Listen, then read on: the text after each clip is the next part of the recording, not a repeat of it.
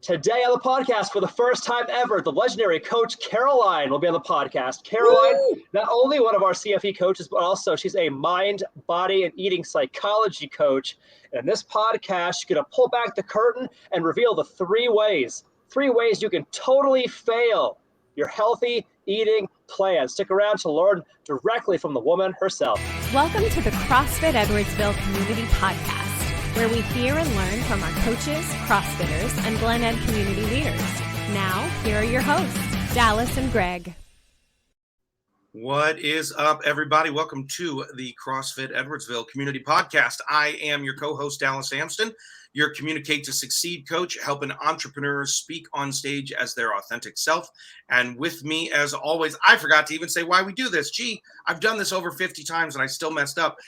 Here at the CFE podcast, we get to talk with our coaches. We get to talk sometimes with some of our local CrossFitters and occasionally some of our Glen Ed community leaders and business owners. Today, specifically, we get to have a conversation with one of our coaches. I would dare say one of the best coaches, but I'm going to leave that to you, G. Skell, for the introduction. What is up, brother? How you doing, man?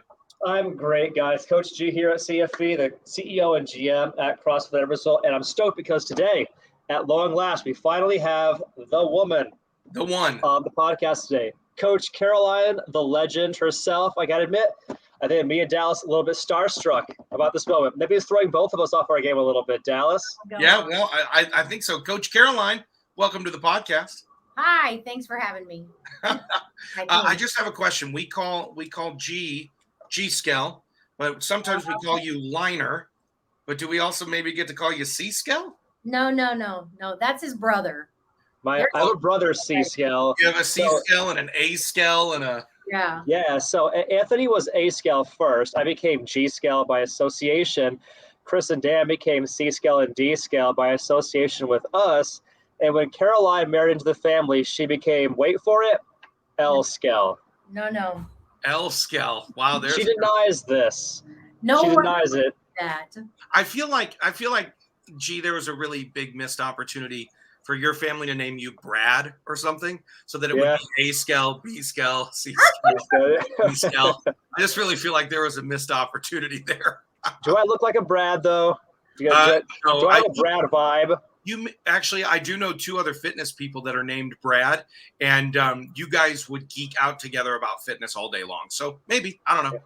Maybe, yeah. So, well, why don't you go ahead and do the official introduction of our guest? Official introduction, Coach Caroline, actually one of the most well-established coaches at CFE, one of the most fun coaches at CFE, veteran public speaker. She's also a professor at SIU Edwardsville in the communications department, teaching public speaking, health comm, and starting this fall a 300 level course. Super excited about that, but I'm not going to steal her thunder. Let her tell that story herself.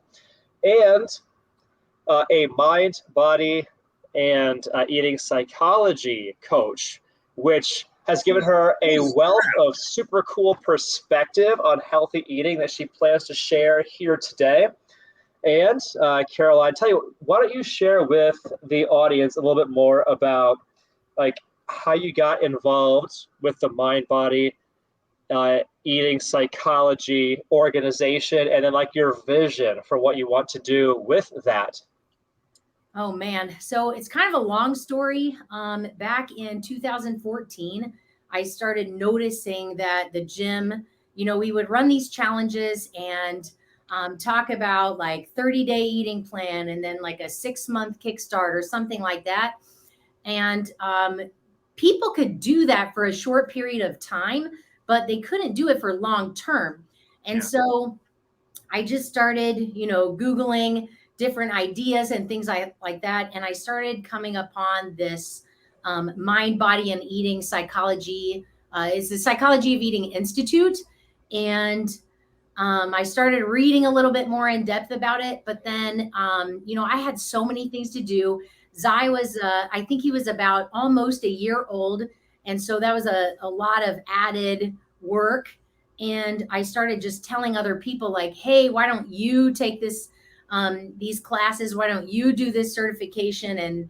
And then every year, like I couldn't really get anybody to get on board with it. And so year after year, it kept coming up. And I actually have I looked back in my emails to see once I finally figured it out that I really had this calling to do it myself, is that I, around the same time every single year, I had sent questions and just, inquired about their program every single year around the same time. And then one day in November, on I think it was a car ride to Greg's parents' house for Thanksgiving, I just told him, I was like, I feel like that here I am, kind of like Jonah, God asking him to do this and do this and do this over and over and over. And he kept saying, no, no, no.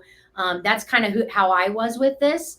And I just told him, I think I was like, I'm Jonah.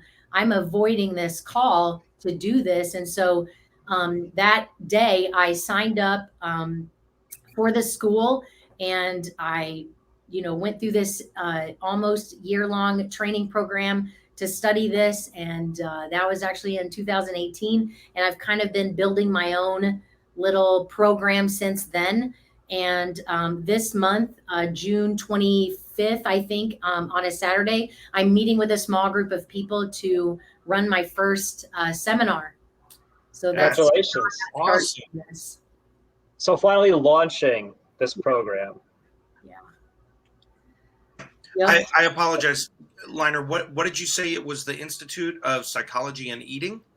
The Psychology of Eating. Psychology of Eating. Those prepositions, those dang prepositions. Yeah. It's a lot. That's awesome. So future casting now, fast forward to the future, what is your vision with this? And then we'll get into learning from you some of the cool stuff you've learned from this program, from this, basically from this, I guess, credentialing program that you've done now.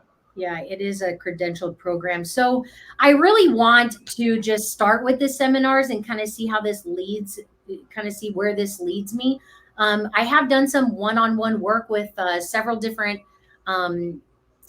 athletes, a lot of different clients of different backgrounds. And I liked doing the one-on-one, but I like a group. I don't know. There's something about working in a group to me that just I think would work better, because then, not everything that I say is going to work for one person. They can all bounce off each, ideas for everyone. Plus you can hit a broader audience when you do group work. Yeah, no, I'll step in there and just say, with some of my group training, specifically even around presentation training, my 8-week course on that, we regularly, the other people in the small group are bringing the ideas, and I don't have to have the answer. Right. I lob the question out. I say to somebody, what do you think might work better? Hey, everybody, what do you think will work better for so-and-so? And other people add. So the think tank element is very important. And then the other element of it that I think is so crucial is the accountability. When there's more people involved, you have other people saying, hey, haven't heard from you this week, or hey, where's your post, or I don't know what your program is like. But when they have group think and when they have group accountability, you up your success rate. I'm sure there's stats on group versus individual programs, but yeah, absolutely. Right. And I think that that's why AAA meetings are all in group work. There's so many different there's benefits to both, Absolutely. I prefer, and I think that the group seminar would work a lot better. Yeah.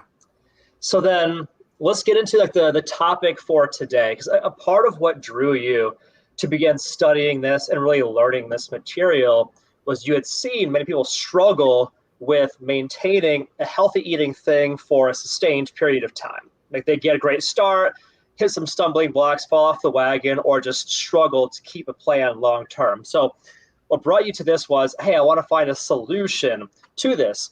Well, as you went along through your learning, you realize you kind of crystallize, and this is not a exhaustive list from what I've gathered talking to you. It's not an exhaustive list. You've identified at least 3 things, 3 ways that people might fall off the wagon, 3 surprising reasons that people fail their healthy eating plan. So we wanted to get into those now. And Dallas, if you want to cue up Caroline Yeah. for I guess bullet point number 1. Yeah. So Caroline, I guess the question 2, before we get into the 3, you like to say healthy eating plan versus diet. Why? Right.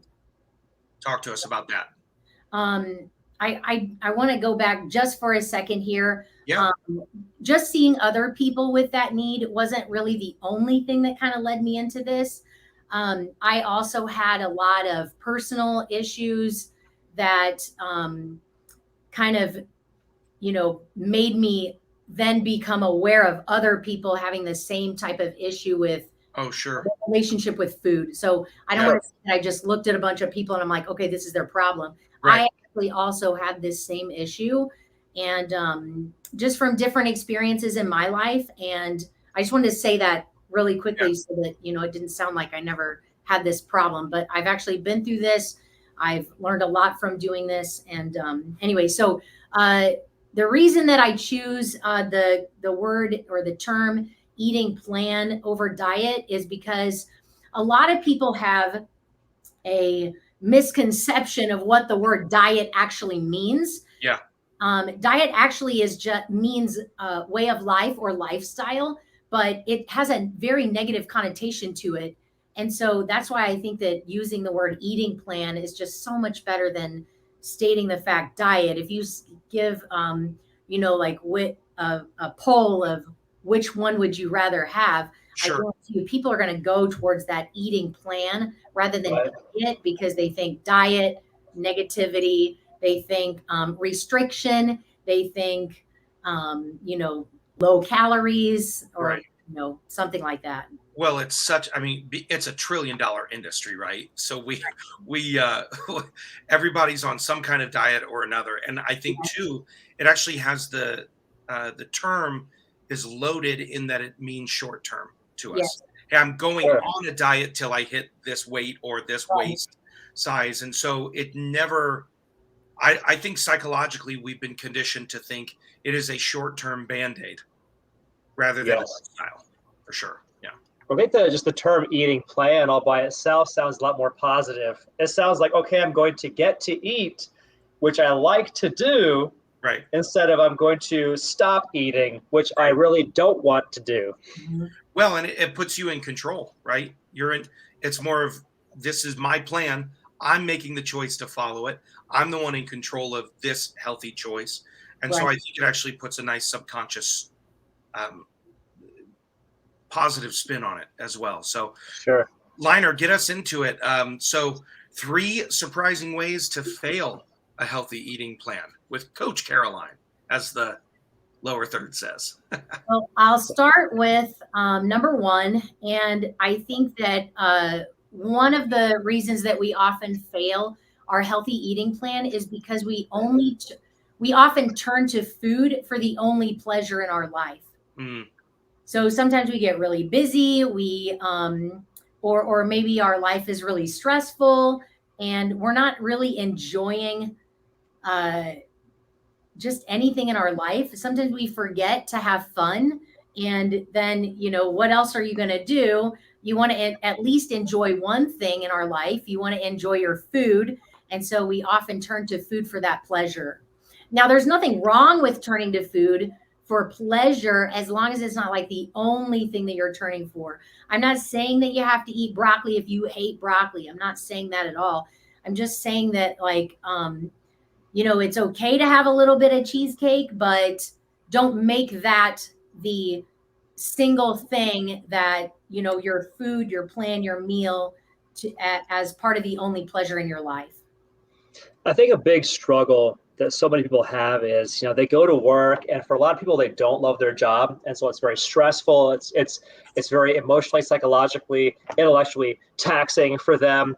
And then, especially like Edwardsville, Glen Carbon area, the lifestyle is then like you race home, you pick up your kids, and you race off to the soccer game or the wrestling meet or the baseball game. And it's just like, or the karate thing. And it's just like, you're constantly racing from one thing to the next. And it's just like wildly stressful. And food is just one of the most convenient ways to change your state and change how you feel like that. They have like you get that short-term high, that short-term fix, the feel-good rush that happens from digging into that cheeseburger, that first bite, or the KFC or whatever it is. Like it's such a quick emotional turnaround from being stressed to being satiated, from being like frustrated to being fed. It's such an easy switch to make psychologically. It's such an easy way to self-medicate. But it sounds what you're saying is maybe not the healthiest way to self-medicate.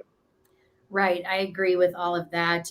So one of the things that we can do, because we often forget how to have fun, is, and this is something that I often talk, like it's probably one of the first things that I actually go to whenever my clients are talking to me about all of their stresses and all the things that they have to do every day, is to create a pleasure inventory. Like seriously, write this stuff down.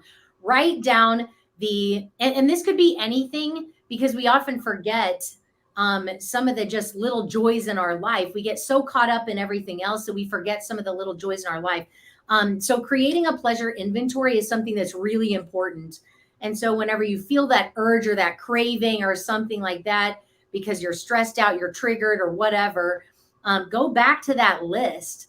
And the list could be persons, places, things, ideas, thoughts, behaviors, actions that bring you pleasure. This could be simply like putting your favorite song on the radio on the drive home, leaving that work behind you, hanging out with a group of friends, going shopping and just looking around, or just enjoying nature, anything that is a pleasurable experience that you can remember, that will help kind of, so that you'll continue to go back to that pleasurable thought instead of turning to the food. And then before you know it, you are binge eating, you are overeating, and then you feel like a failure. So just go back to that pleasure inventory, make the list, and then just keep it where you can see it. I love that term, and I'm going to tell you right now, that's my biggest takeaway from today already. I haven't even heard number 2 and 3. I just love that list. I mean, G, you and I talked about this, oh gosh, I don't know, a while ago, but we talked about when I grew up, Caroline, food was either a celebration, it was part of the celebration. So it was like, hey, you had a great day, let's reward with food. Or it was hey, you had a bad day, you need some food. So it was either the highest emotional, it was attached to the highest emotional high or the lowest emotional low, because of just the emotional association with it. And I often, I run a mindset call with a group of guys now. And often when we talk about like holidays, I'll say plan events that are not around food. Because when we usually talk with people about, hey, what are we doing for the holidays? We immediately get into menu mode. Hey, what meals are we going to have? Who's bringing what? And it goes all around food. But I love this idea of pleasure inventory. That's a really key takeaway for me today. We were just kind of born like that too. I mean, think about it. Like the mother's breast milk is very sweet, and if the baby needed to be soothed, what do? You put them on the breast, or you give them the bottle or something like that, right? Because it's either food that they need or they need to be snuggled. But we so often forget that maybe snuggling is part of your pleasure inventory that you're missing out on. Maybe that's something that you need to, maybe just a hug is going to be helpful for you at that moment, because when you are soothed, right, you're like in your mother's breast, or you're like, at least you're snuggled in some way, you're carrying the baby and you're really in there tight. It's just something that we often forget about. But like baby food, breast food, it's all sweet foods. And so naturally, when you're crying infant, what are you going to do is eat. And we all become trained in some way. Maybe it's nature, like the way that we're born a certain way. Maybe it's nurture in terms of we're conditioned by every time Dallas has a great day, celebrate with food. Every time he has a bad day, address that feeling with food. Maybe it's how we're raised with being kids, but either way, I think that awareness counts for a lot with this, because I think if we become aware of these triggers for ourselves, stress leads me to eat, or a bad day at work leads me to eat, it allows us to at least be more mindful in the decisions that we make so we can make better decisions. Yeah, absolutely. So then so the first, turning to food as the pleasure in our lives. Mhm. This is one way we might fail our healthy eating plan. What's the second one, Caroline? So the second one is failing to plan because we think we are too busy. I think that a lot of us will put things on ourselves, will add additional responsibility, additional work, Yeah. because a lot of us it has a lot to do with tradition, right? So just like we were saying a second ago, it's tradition to have a birthday cake when you have a birthday. It's also tradition or our culture to add work, because the more successful people, look like, they have a lot of work to do. Yeah. And I think that some way that we can kind of like combat this or turn this around is to like make a list of everything that you're doing, and everything that you want to do. And then go through that list. You're going to hear me referencing like listing and journaling quite a bit, because I think that this is something that we often forget because we're too busy. So making a list of everything that we need to do, go through the list and identify the things that, like, is this really important to me? Why am I doing this? The Right. why of something, just like we talk about in the workouts, like, why do you do this movement? The same thing with our work. Why am I doing this? Right. This is going to help us narrow down if it's something that's really important to us or not. Yeah. Learning to say no, recognizing that not everything is an emergency. That's hard. I have a really difficult time saying no. I have a difficult time also seeing that something's not an emergency. If I see an email pop up, I'm like, oh my God, I have to get that done right away. And then before you know it, I haven't planned my dinner. And then I'm like snacking and shoving my face full of something I really don't even want to eat, Yeah. because I've thought I was too busy. Yeah. There is a great book, and I'm looking it up right now. To your point that you were saying there, part of the busyness in our society is actually the book is called Dopamine Nation. It's Finding Balance in the Age of Indulgence. It's Dr. Anna, I'm going to say her last name wrong, Lemke, but it's called Dopamine Nation. And it's one of those things that we see the red bubble on our phone. Oh, I got to read that. We see the notification on our Facebook app. Oh, I got to check those. We see all of these things. Then we see the alert coming through from, if you're like on Microsoft Teams at your office, or you're on some kind of co-working space like Monday.com or one of these. You see all of these things and everything demands your attention. And so then when it comes time to refuel your body, it's I need the fastest dopamine hit too, because I'm addicted to the dopamine element of it, rather than the feeling satiated by it, feeling that sense of nourished and the nutrition of it, and understanding it as refueling the tank. Yeah. Rather than, no, I just need the next hit. It's weird how it's just part of the addiction of a dopamine nation.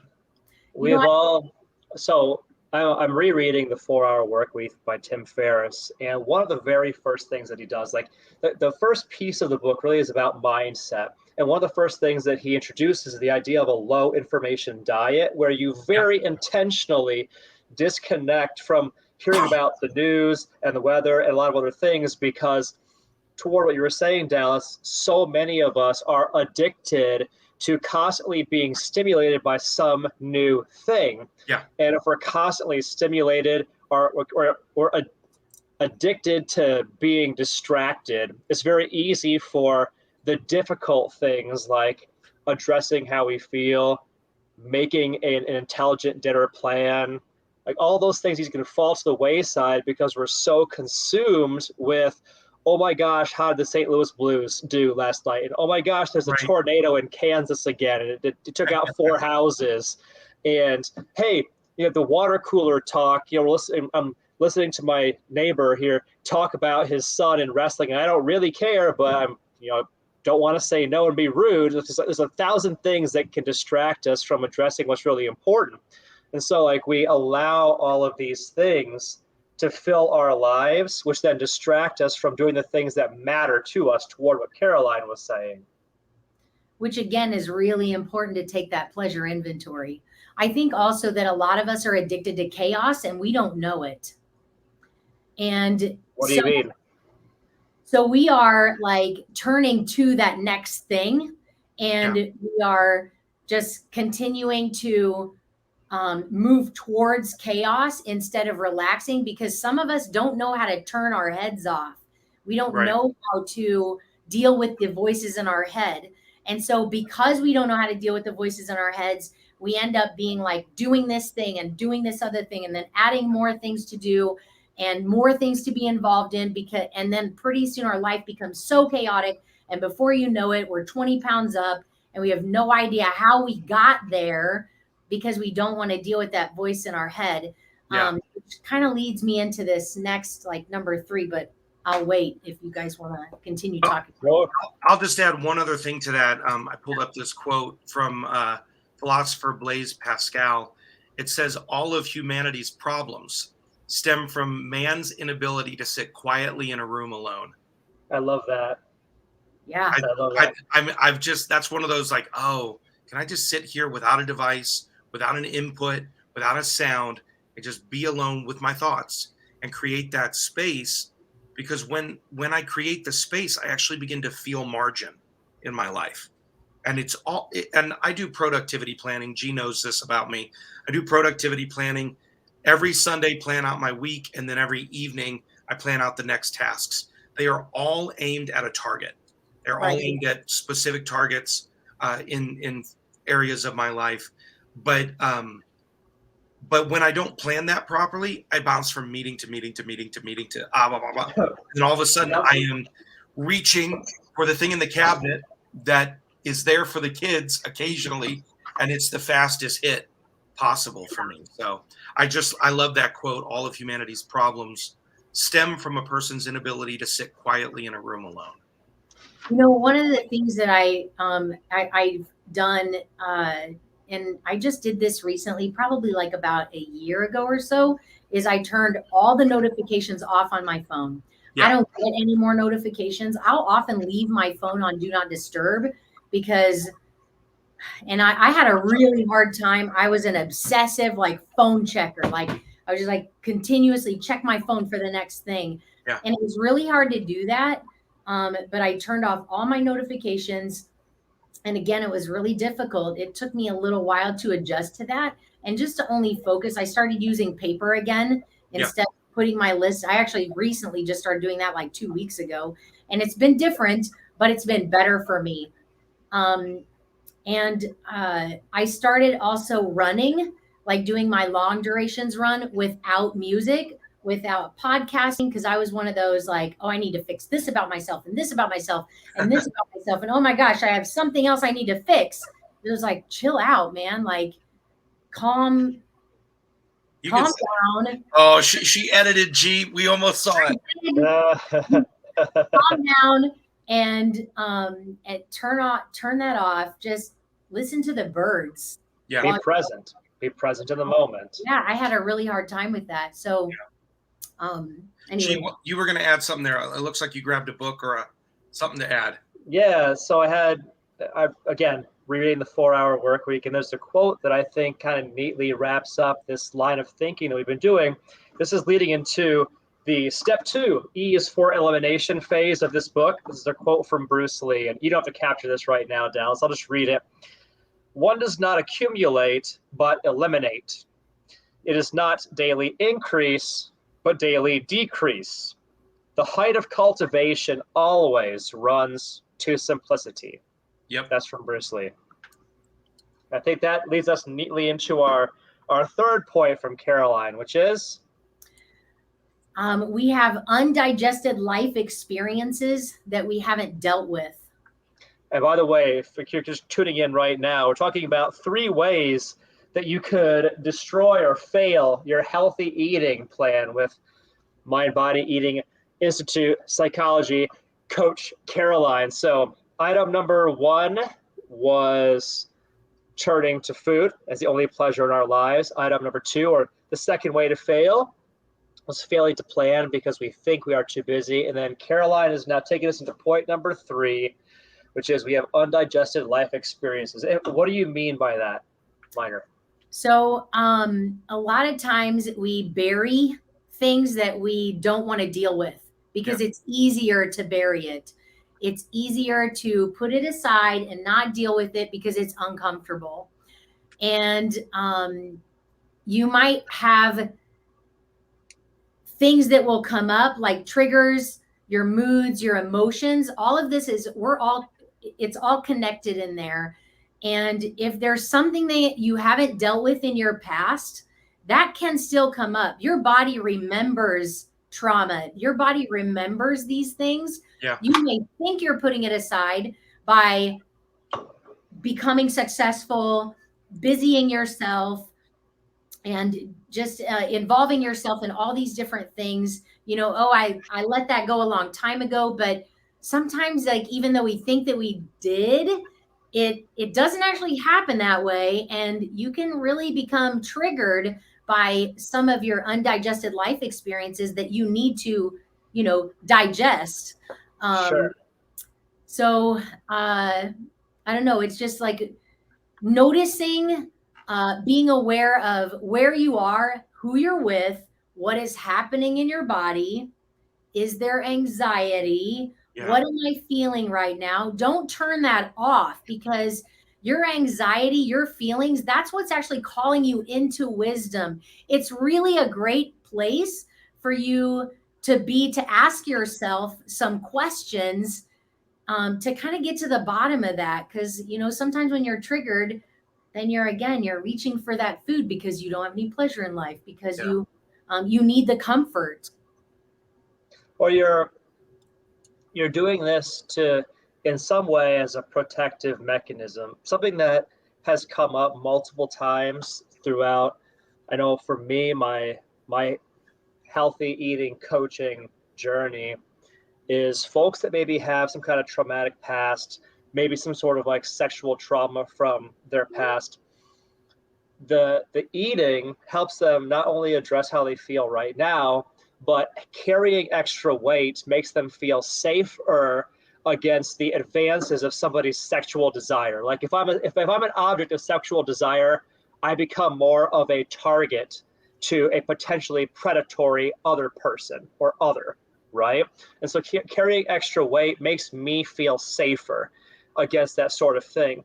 And if you never unpacked that, if you never took a step back to address, okay, this is why I eat like this. If you never took a step back to address that trauma from the childhood, you'll have the same pattern of behavior consistently come up until you're able to feel safe being, at least in your own mind, being more attractive. Does that make sense to you guys? Absolutely. And I've worked with quite a few people that, have had that experience, and it's very tough, but one of the worst things that you can do is to and maybe it's not the time to deal with it, but one of the worst things that you could do is just keep stomping on it and setting it aside, because it can affect all of your relationships, not just with others, but with yourself.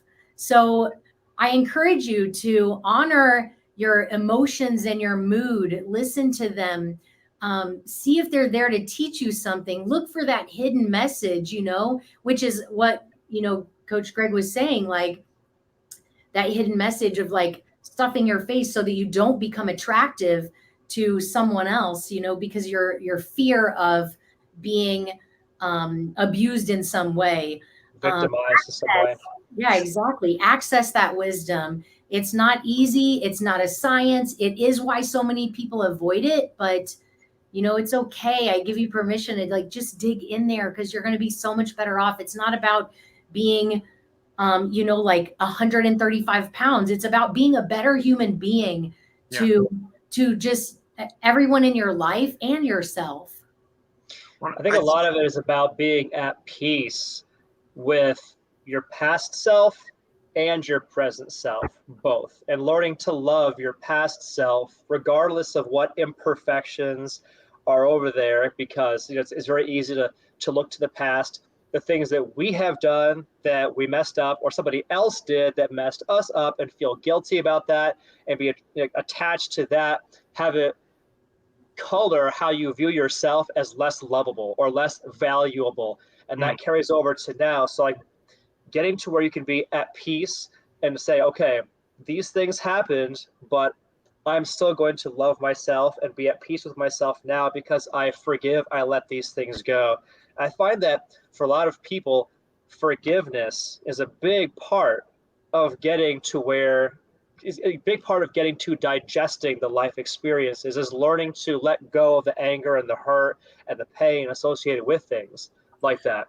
Right. You don't talk about this like any light. This is not a light subject to discuss at all. We're not talking about this to lighten any situation because this is some really heavy stuff. And I was actually about to mention that forgiveness aspect of it, that's so hard to do. And if you're struggling with any of these undigested life experiences, journal. And if you have a hard time with that, get with someone that a great counselor that can help you identify what's underneath all of those words and feelings, to help you identify the compelling connections between health and eating and the important life domains. Dallas, you have something you want to share as well? The other thing I would add to that too is there may have been issues 5 years, 10 years, 15 years ago that now in the eating pattern is just habitual. Bad emotion, the habit is eat. So sometimes the behavior is surface level, the belief is below. And so what you have to do is, because the behavior can somehow become habitual, when you have the bad moment that triggers it, it's almost like a really tough wad. You have to sit in the discomfort for growth. Sure. So that awareness liner that you mentioned a few minutes ago, the awareness to say, this is uncomfortable. I want to eat. Why? And then you start asking, why am I uncomfortable? Why did that interaction make me uncomfortable? Why is it that person always triggers that? Why would I have developed that belief below? You do a 5 why deep to where you get back to this source issue over here that could be below the waterline. I think I might have froze right in the middle of that. You get below that. Great. Keep going. We can hear you. You get below that source issue. And then from there, you can begin to readdress the undigested life thing while also changing the habitual response. Yes. That makes sense. If there are some, pretty serious matters that you're having trouble kind of getting through, get someone to walk with you through that.